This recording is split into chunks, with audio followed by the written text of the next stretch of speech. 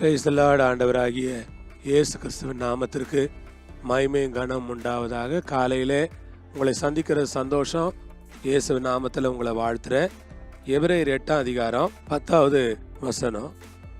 அந்த நாட்களுக்கு பின்பு நான் இஸ்ரவேல் குடும்பத்தாரோடே பண்ணும் உடன்படிக்கையாவது என்னுடைய பிரமாணங்களை அவர்களுடைய மனதிலே வைத்து அவர்களுடைய இருதயங்களில் அவைகளை எழுதுவேன்.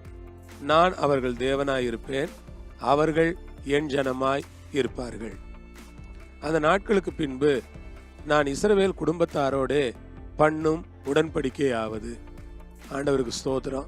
அந்த நாட்களுக்கு பின்பு இஸ்ரவேல் குடும்பத்தாரோடே ஆண்டவர் பண்ணுகிற உடன்படிக்கையா. ஆமென். இது இஸ்ரவேல் குடும்பத்தாரோடு மாத்திரமல்ல, யாரெல்லாம் இந்த இஸ்ரவேலின் தேவனை ஏற்றுக்கொண்டார்களோ, இஸ்ரவேலின் தேவனை சேவிக்கிறார்களோ, நீங்களும் நானும் கூட அந்த குடும்பம்தான். இந்த குடும்பத்தோடு ஆண்டவர் பண்ணுகிற உடன்படிக்கை என்னவென்றால், என்னுடைய பிரமாணங்களை அவர்களுடைய மனதிலே வைத்து, அவருடைய பிரமாணங்களை அவர் நம்முடைய மனதில் வச்சு, அதற்காக ஆண்டவருக்கு ஸ்தோத்திரம். பிரமாணங்களை அவர்களுடைய மனதிலே வைத்து. ஆமென். கர்த்தர் தம்முடைய பிரமாணங்களை நம்முடைய மனதிலே வைக்கிறவராக இருக்கிறார். அதற்காக ஆண்டவரை ஸ்தோத்திரிக்கிறேன். பிரமாணங்களை நம்முடைய மனதிலே வைக்கிற தேவனுக்கு ஸ்தோத்திரம். பிரமாணங்களை, என்னுடைய பிரமாணங்களை அவர்களுடைய மனதிலே வைத்து. ஆண்டவர் எழுதி கொடுத்திருக்கிற இந்த வேத புஸ்தகம் நம்முடைய கையில் இருக்கிறது.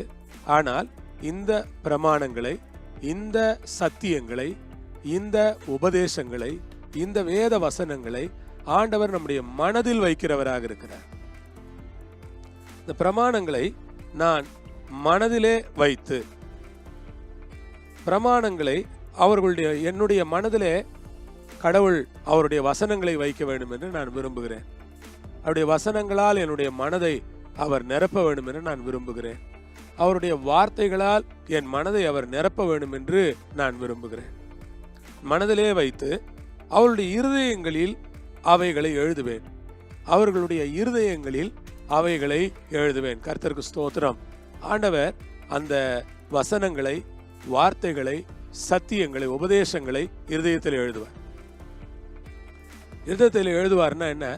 இந்த இருதயத்தில் நம்மளை அறியாமலேயே அவருடைய வார்த்தைகள் வந்து நிரம்பும். நம்மளை அறியாமலேயே நிறைய வசனங்கள் நம்ம இருதயத்துக்குள்ள வந்து நிரம்பும். நம்மளை அறியாமலேயே நம்ம இருதயத்துக்குள்ள நிறைய வேத வசனங்கள் வந்து நிரம்பும். படிக்க படிக்க அந்த வசனங்களை ஆண்டவர் இருதயத்துக்குள்ள வைப்பார். கர்த்தருக்கு ஸ்தோத்திரம். எழுதுவார் ஆண்டவர். கற்பலகையில எழுதினவர் நம்முடைய இருதயத்தில் எழுதுவார்.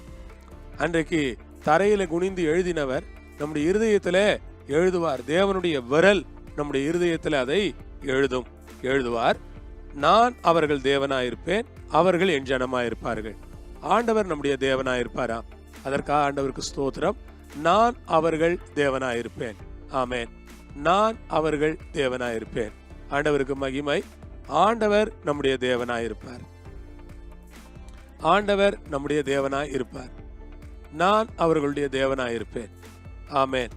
அவர்கள் என் ஜனமாயிருப்பார்கள். அவர் நம்முடைய தேவனாயிருப்பார். நாம் அவருடைய ஜனங்களாய் இருப்போம். ஏனென்றால் அவருடைய பிரமாணங்களை நம்முடைய இருதயத்திலே எழுதி வைக்கிற தேவன் அவர். ஆமென். ஜெபிப்போமா? பரலோக பிதாவே, இந்த வேளைக்காக நாங்கள் உம்மை ஸ்தோத்திரிக்கிறோம். இயேசுவின் நாமத்தில், இயேசுவின் மூலமாய் உம்மை நாங்கள் மகிமைப்படுத்துகிறோம். இந்த நேரத்தில் எங்களை உம்முடைய கரங்களில் ஒப்பு கொடுக்கிறோம். பிரமாணங்களை எங்கள் இருதயத்தில் எழுதுகிற ஆண்டவருக்கு நாங்கள் நன்றி சொல்லுகிறோம். கர்த்தாவே, உமக்கு ஸ்தோத்திரம். எங்களோடு உடன்படிக்கை பண்ணுகிறீர், அதற்காக நன்றி. உடைய ஜனங்களை ஆசீர்வதியும். இந்த வார்த்தைகள் மூலமாய் பேசும். இயேசுவின் நாமத்தில் பிதாவே, ஆமென். அல்லேலூயா. கர்த்தர் உங்களை ஆசீர்வதிப்பார், வழி நடத்துவார். ஆமென்.